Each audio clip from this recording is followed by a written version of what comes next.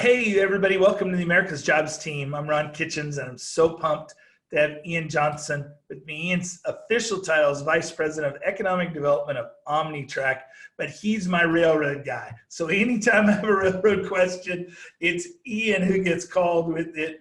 And I think he's probably most everybody's railroad guy. But if you don't know Ian, well, I'll let him tell you who he is. Ian, what is your job really with OmniTRAX? Yeah, first off, thanks for having me on the podcast, Ron. I'm an avid listener, so I was just patiently awaiting my opportunity to be on. But my role with OmniTRAX is kind of twofold. One, to lead our business development strategy and working with economic developers, site selectors, that marketplace or that ecosystem to try to get rail served customers to locate on our 23 short lines throughout North America. Then the other thing is just working with those communities in which we have short lines to kind of embrace rail serve growth and prepare them for the rail opportunities to come to them. So think kind of getting communities to understand, hey, you have this great piece of property next to a main or next to one of our mainline tracks. Don't give it up to a data center, right? It has a higher and better use. So just thinking through things like that with the communities that our rail lines run through. I love that. You know, my belief that ignorance is the enemy, Yep. That goes to that, because a lot of times you don't know what the value of that asset is. And so you undervalue the asset, and then you can never get that back. If you sell that and you put a Walmart store in there when it could have been, you know, somebody that, you know, manufacturing that was going to deliver and take advantage of that sunk cost of a rail line. Yep. I love that. So what was your plan when you went to college? That's a great question. So I actually didn't have much of a plan. So I was an economics major because it was the first time in my life that math made sense. I had a great high school economics teacher. I was terrible at math. She explained it in a way to where it made sense, primarily because it was about money. So it made a little bit of sense to me. So I was like, all right, I'll go major in this.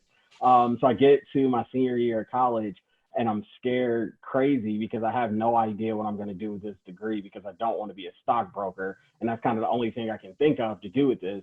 So I go to my advisor and I'm asking him, what can I do with this? And he's listing off things and none of them make sense or are things that I want to actually do. And then finally, he's like, well, what do you think about helping businesses make locational decisions? And that just seemed interesting to me. I didn't know much about it, but like, all right. So he's like, yeah, take this economic development course that we offer. And I took it and just got hooked from there. So what college did you go to? I went to Wright State University in Dayton, Ohio. Awesome. Yep. So I just think it's interesting that they even had an economic development course. Yep. It was taught by a guy who was doing a lot of study in kind of regional economics. And so it clearly wasn't his core, but he taught you enough to be dangerous. And I was lucky in the sense that in addition to that, I was on student government there, and our advisor for that, his wife was the assistant city manager for the city of Dayton, who was over economic development. So he's like, hey, if you want to know more about this and do it, I can maybe help you out. And so it just kind of snowballed from there. That's awesome. I love that. So what's your career trajectory look like? What's your first job and how do you get to where you are today? Yeah, so I did a few internships in college. And then when I graduated, I was kind of at this crossroads of, do I want to stay in economic development or do I want to stay in Ohio? Because at the time, this is 2007. And that's an easy question. Nobody wants to stay in Ohio. As a no-hander, I'm sure it's an easy question for you. But it was 2007, so we're like on our way, if not in the recession and not know it at that point. So there weren't many jobs in local economic development available. I had to kind of put out some fillers across the country in economic development. I had a great interview with a gentleman in upstate New York in the southern tier. The county was Chemung, which is where Elmira is, kind of between Binghamton and Ithaca. And he's like, look, you can either go to grad school or I can pay you what's probably going to be a fairly lousy salary, but I promise you, you're going to work on deals and do a lot more than you'll ever learn in grad school. So I'm like, all right, this sounds kind of interesting. So went up to upstate New York, was an economic development specialist at a county EDC, a public-private partnership there. What was great was that it allowed me to get involved in a lot of deals quickly. There was a lot going on with the Marcellus Shale at that time. So this was kind of an epicenter for a lot of that. So it worked out really well in some of the things I got to work on. From there, one of the things I did was write a grant to the U.S. Economic Development Administration to get road, water, and sewer to a industrial park that we owned.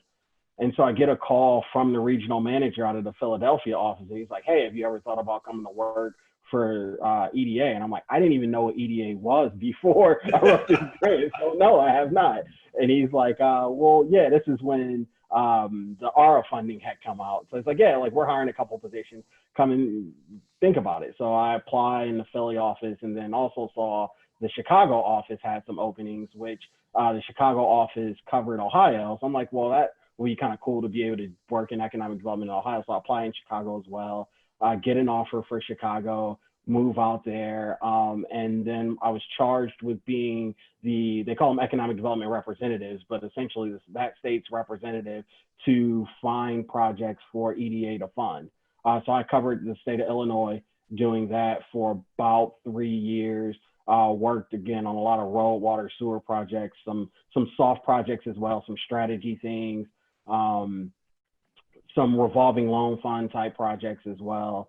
And one of the projects I worked there was where the BNSF and Union Pacific railroads crossed. There was a community, Rochelle, Illinois, that decided in the 70s to build its own kind of city-owned industrial park with its own city-owned rail line that had access to both of the major railroads.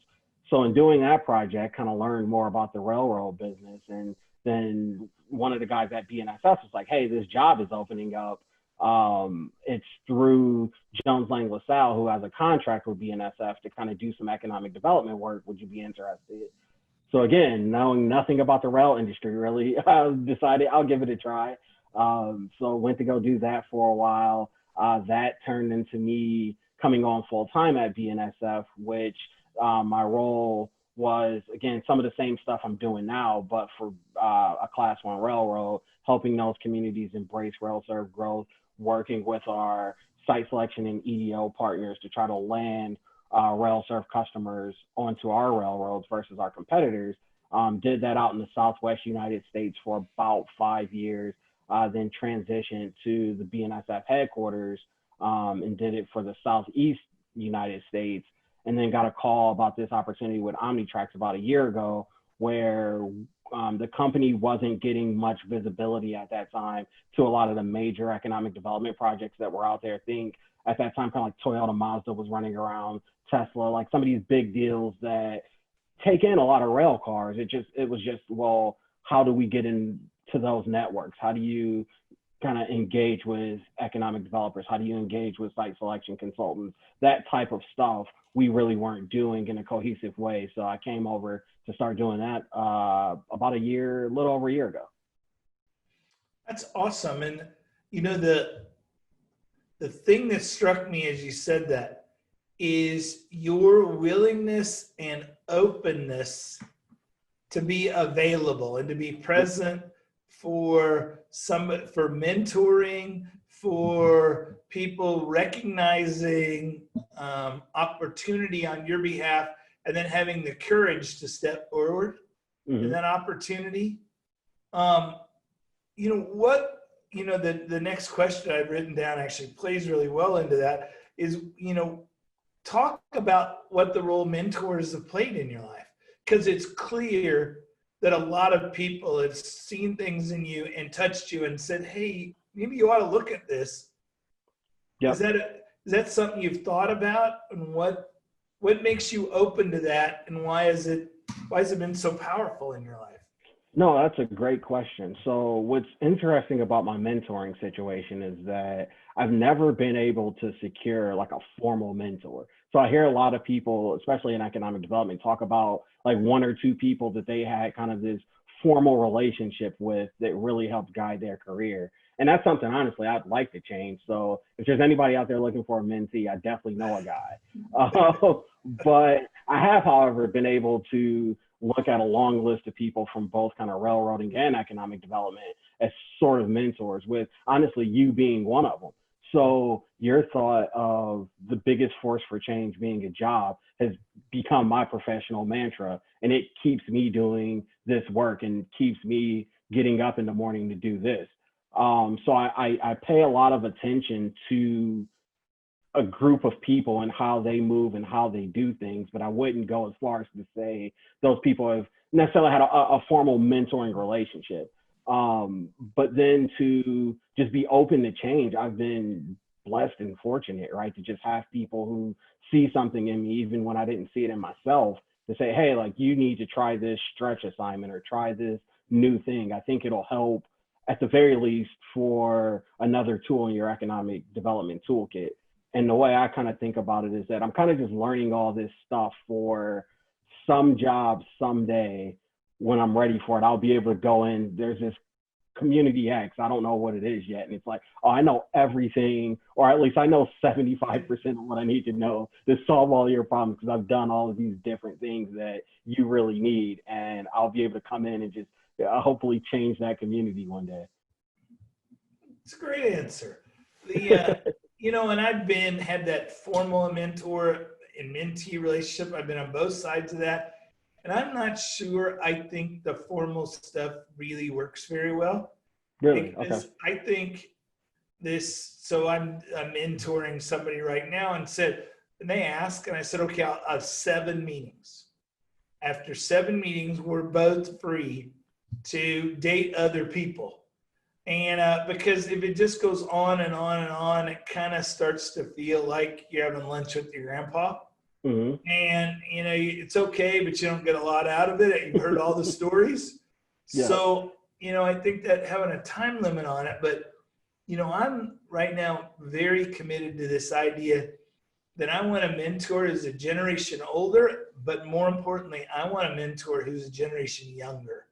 That, when I see leaders right now are ineffective, it's because they got psychologically old.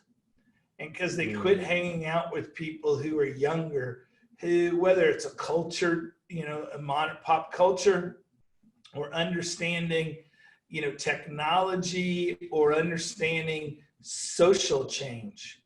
If you don't have somebody younger than you mentoring you on that, then the only thing you can do is get older and less relevant. Because there's a lot of things you just can't teach yourself. Yep. And so I think it's critical of senior leaders, if you don't have somebody you're learning from in a fairly formal way, that they have the power and know it's okay to tell you, you really can't say that anymore. Or, we don't use those words anymore because here's what you think it means, but the meaning of that word changed, and you can't say that anymore. And unless you have that and somebody's open and willing to do that, then I think you quit being relevant. And nobody wants to be irrelevant. Even if you're at the end of your career, you don't want to be irrelevant. Nope, very true. So I love that. I mentioned social change, and we're in a time of incredible anxiety around the need for change, whether it's affordable housing, whether it's the systematic oppression or diminishing of people of color. I'm in the guilt or pushback of that, of saying I didn't do it, so why are you blaming me? And all this anxiety that goes along with this stuff, poverty issues where we've seen, lots of people thrive, but a significant number of people get left behind.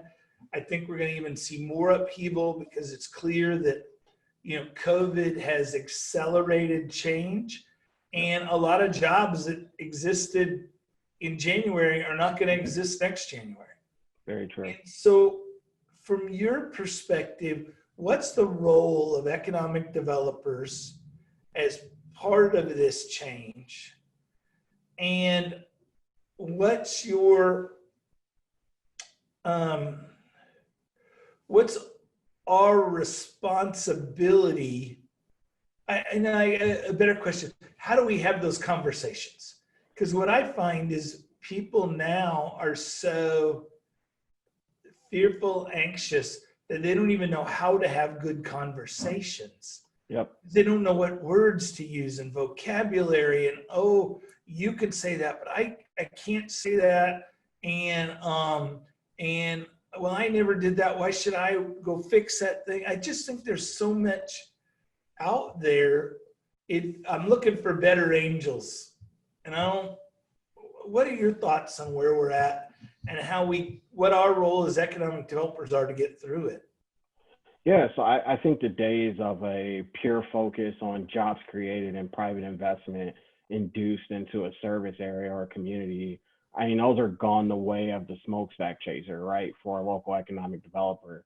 I hate to go to another Ronism, as I'll call it, but I definitely believe it to be true. And it's the fact that the economic development organization is often seen as the entity that can get everyone in the room and get them talking, right? So oftentimes in a community, there is no other entity that has the broad support of the community and all of its stakeholders.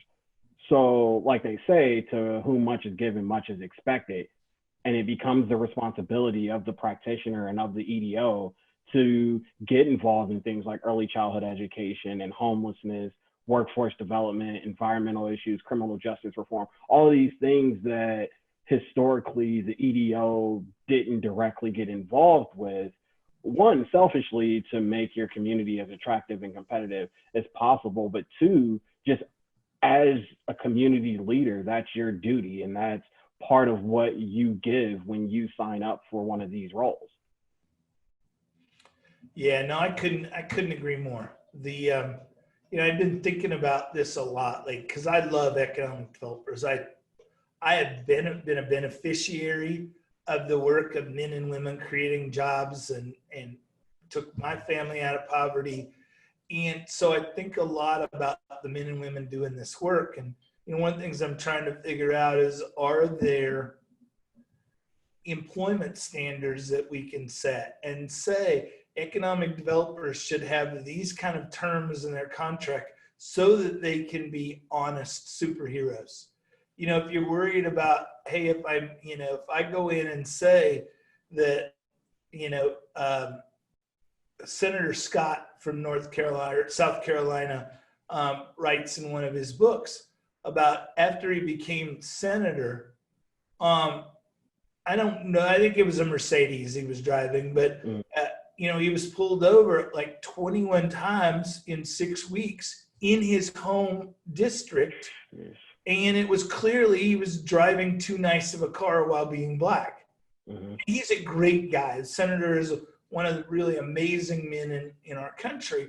And so when I hear him say that, I go, oh, that really is my problem then. Because if I want to increase the workforce, if I want to increase the quality of our community, if fairness matters, then I got to go work on those things. Yep. But if you're not me and don't have good sense and worried about getting fired, you need some protections in your contract so you can go work on this. And I've been thinking about how maybe at IEDC level or something, we can take this on as a national kind of best practices reform to say we want to take care of our people so they really can lead beyond just the sexy stuff of groundbreakings and shovels and throwing great annual events, because it does have, how do you in a time where we had Chimura Economics give us some great data this week of our state and the Midwest, and it is clear that if we don't figure out how to get more young people to stay here and thrive, that the graying of the workforce will be so dramatic in the next 20 years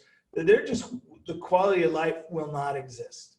So if you understand that, then than making sure that all people are valid, all people have opportunities to live the American dream as they define that American dream. Yep. That you're not known for the rest of your life for the worst thing you ever did. And I think in criminal justice reform, we took this strategy of we're going to lock people up and throw away the key. Well, guess what? There's a lot of good men and women who could come back into the workforce and help our communities thrive. Why would we want to deprive them and ourselves? I mean, that's like shooting yourself in the head. Yep. So, but I think, and most economic developers that we know would agree with all those statements, but most of them don't have permission based on their employment to do that. So I think we've got to figure out a way to create either a individual voice with them in safety net or a national voice on these specific issues that they can then translate into local. But I don't think there's a lot of places that deserve to grow, but if they don't change the next generation, your kids aren't going to pick those places to live if they don't feel safe and embraced and their version of the American dream isn't supported. And that's different than when I was a kid, and it's different than a generation before. So I do believe that economic developers are the hope of America, but we got to figure out a way to protect them so they can really have a voice. Yep. I agree. In college, and I serve on the board of a university, we have tenured professors and they can go say and do what they need to say and do to advance that. Sometimes I vehemently disagree with them, but I 100% support their right to do that because we won't advance unless we have that. Mm-hmm.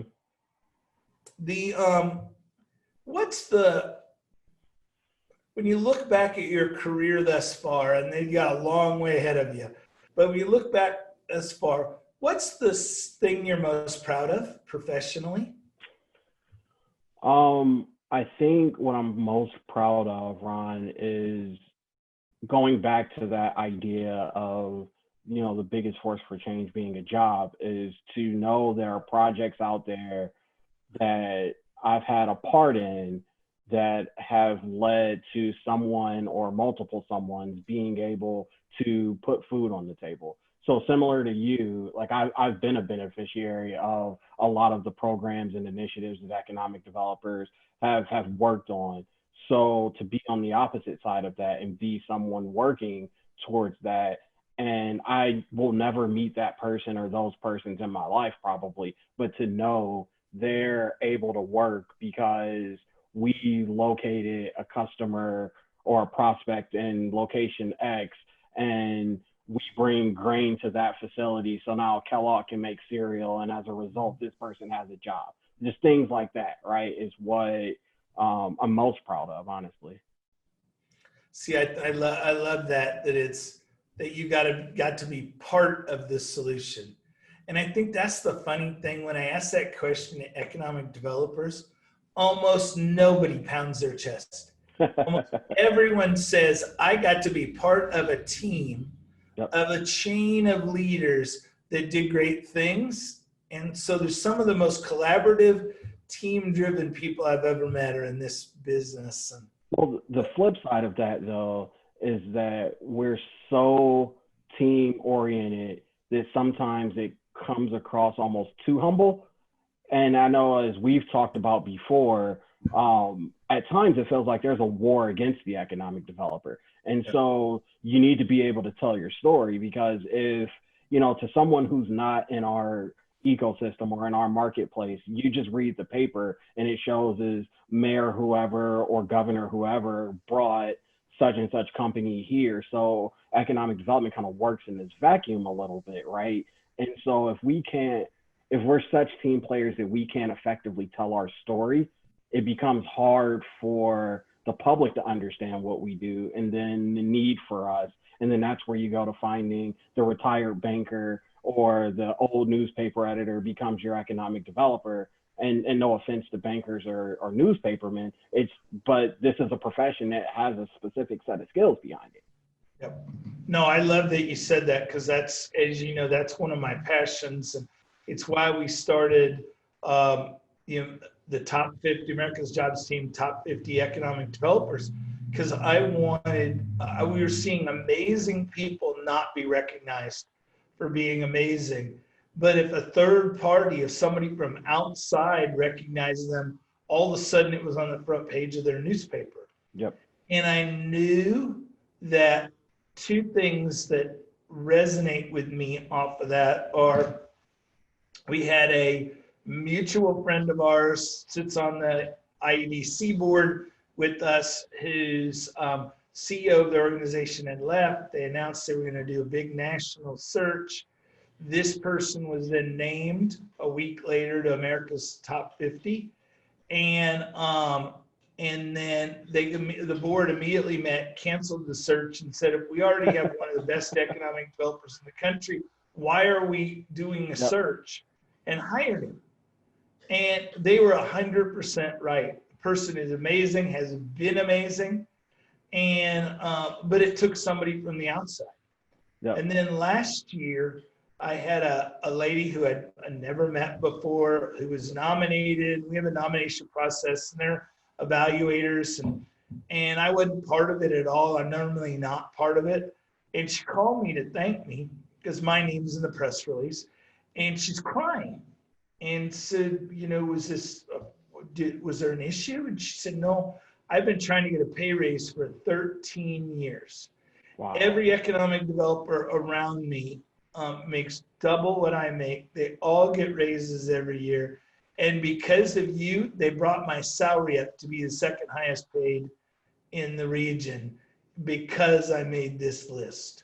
Wow. And those things are life-changing, and we have to remember that.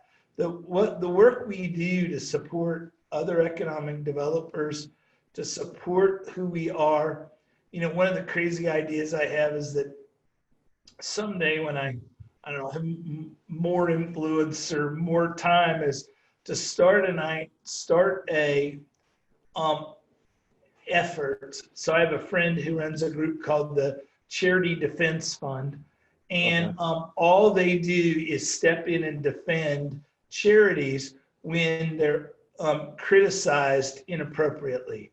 So for instance, Wounded Warriors is criticized for spending too much money on things that aren't directly to the soldier. Well, they were criticizing for buying companion animals. Well, you know what? If you're missing a leg or you're blind, that seeing eye dog or that helper is pretty important.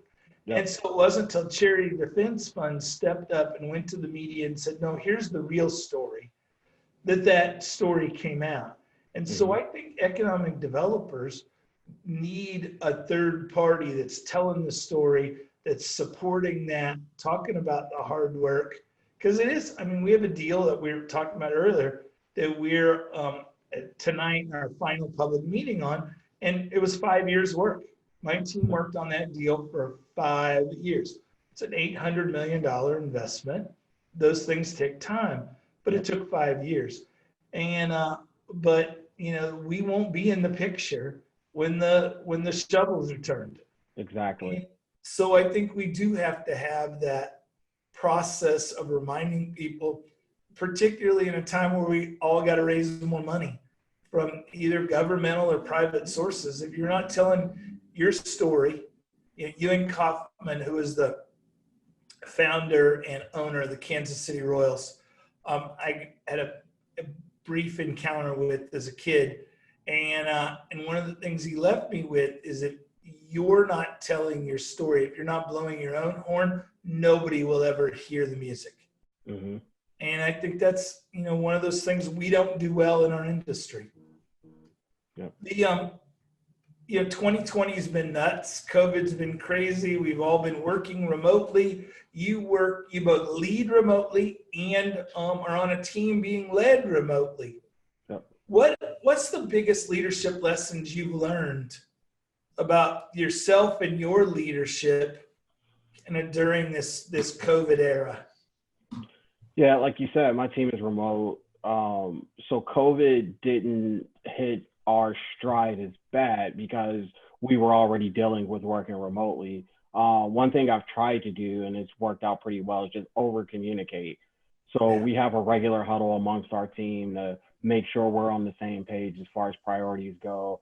And then everyone gives their big three priorities, and then also send out what they need help with. I would recommend anyone that's struggling to keep their team engaged, strongly recommend over communication. Don't assume the team has heard something or saw an email. You got to actually discuss it. Then you got to get feedback on that to make sure they understand it correctly. You understand any concerns they have. And then you both agree on a path forward, or at least both understand the path forward. That's really been the big thing for me, is just, again, that over communication has been important. Ron, I before would have said I was the leader who would try to communicate mostly through email. Honestly, just kind of, hey, it's easy, it's fast, I can do it at any time, send out a lot of emails and then reply to it back. But COVID made me realize, okay, we need to sit down daily. We need to get on the phone, or we need to get in front of each other on Zoom, but we need to understand, one, again, like you mentioned earlier, we're in trying times from not only kind of a racial, socioeconomic perspective, a economic perspective in itself, but then also this pandemic on you. So you got to check on people, right? You just got to make sure, hey, are you okay? First off, is your family okay? And okay doesn't just mean you don't have COVID, right? Like there's a lot more to that. But then also, yeah, like we need to communicate and see each other. Most people in our business, as you can attest to, are type A people. They like to be around people, like to kind of interact. So you got to make sure we're still having that communication and still seeing each other regularly. And again, that over communication is what's really helped my team. Yeah, no, I think you're dead right. And I don't think the new way of communicating ever goes away again. I think this idea that, COVID didn't really change much, but it has accelerated the change dramatically. And this idea of we use Slack and we use email, and that it wasn't enough. It was face-to-face meetings, and it is a phone call just to check in and say, hey, I heard you weren't feeling well today, or hey, I saw on social media that your mom's not well. Tell me about what's going on with you. The human capacity, the humanity of our work as leaders, I think, is the most critical thing. The work, great people will get the work done, but they've got to do it. They will only do it for a leader and for a group that truly embraces caring about them. And that isn't their productivity, that's their humanity and their soul. And if you can't embrace that, I don't know how you sustain in the future. Yeah, try when we do our team huddle, the first 5 minutes, we're not talking work at all. Just tell me how you're doing. We're talking about what you did this weekend, what your kids are up to, again, to provide that human aspect to this, because I'm more interested in my team as those individuals and those people versus the work getting done. And like you said, the work will get done when the individual on the team feels like they're a part of a team and they're a part of something that cares about them. Yep. No, that's it. And we believe in the daily huddle as well. We call it a scrum, but this idea of if you hired the right team, their emotional and professional success is tied to their relationship with other people on the team.